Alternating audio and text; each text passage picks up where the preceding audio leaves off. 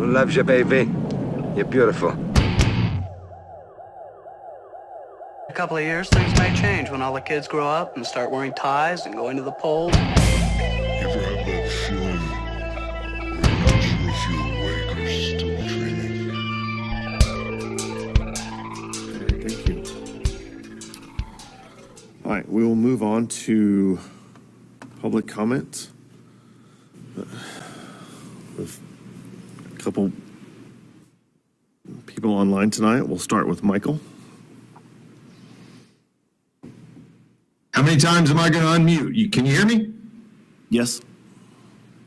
Okay, I unmute and you guys mute me again. What's that all about? I'm just going to start the time. Okay, to hell with it. It doesn't matter.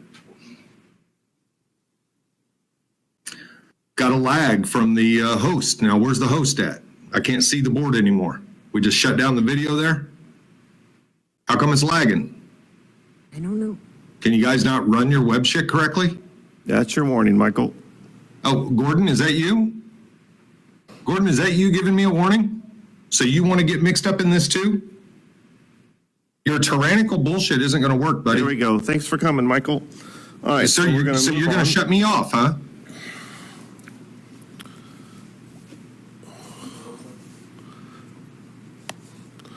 So next we're going to hear from Carrie.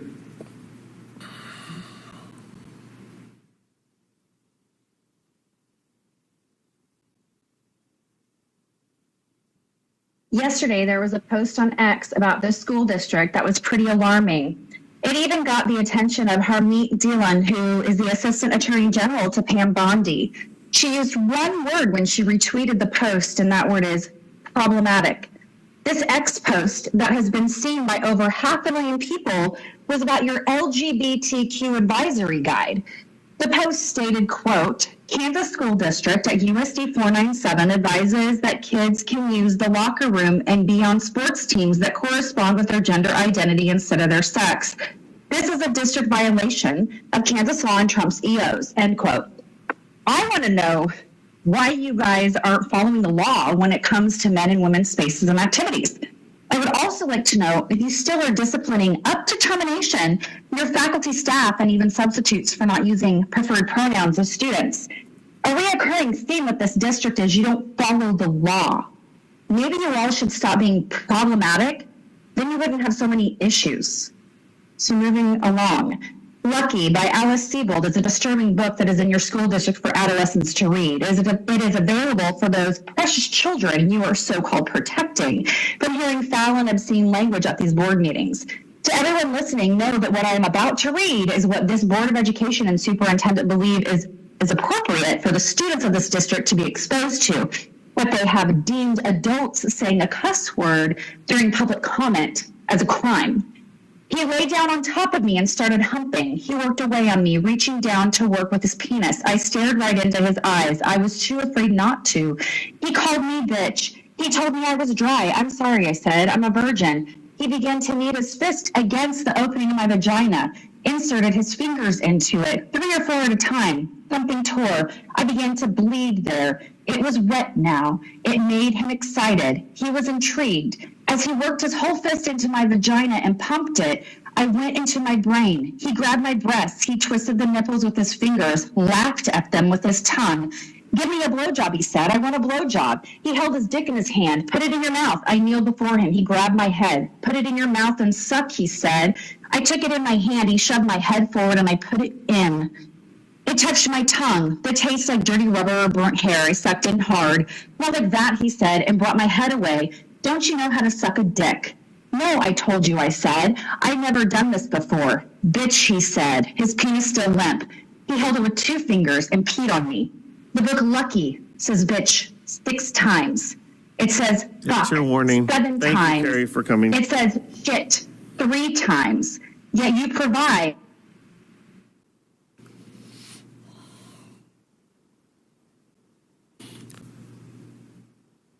All right, we'll go with Justin.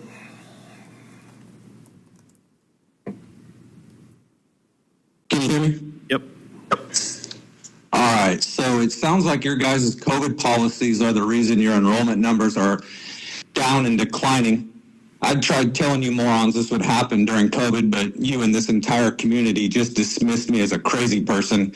Ain't that right, Raggedy Ann Costello? And speaking of morons, Gordon, you misgendered someone? Man, that's a big one. Does that make you a transphobe? I think that you, as a privileged white male who doesn't understand gender because of your cisgender white heteronormative male lived experience, that you should resign right here tonight for misgendering that person. And I think your fellow progressive feminist board members should also demand you resign as well. According to your school district's own policy, staff can be terminated for misgendering. By the way, is that policy legal? It doesn't seem like it. So I want to talk to you guys about a petition I started that I want you guys to consider signing, because the petition could help educate people on their First Amendment rights when speaking here at your meetings. Because you guys have repeatedly removed me and two others, as we saw here just tonight, strictly due to the words we speak during your general public comment. The name of my petition is the Fully Uncensored Communications at Meetings petition, and the acronym is FUCAM, and is pronounced fuck 'em. That's your warning, Justin. Well, Gordon, that's exactly what I want to talk about here this evening. So every time I have said the name of my petition while speaking here during the meetings, I get warned and removed, as we just saw right there. So I went ahead and renamed my petition, and the new name for my petition is Please Hear Us Communicating Our Messages, and it has the number 2 right after it, indicating this is the second edition or a renaming of the petition.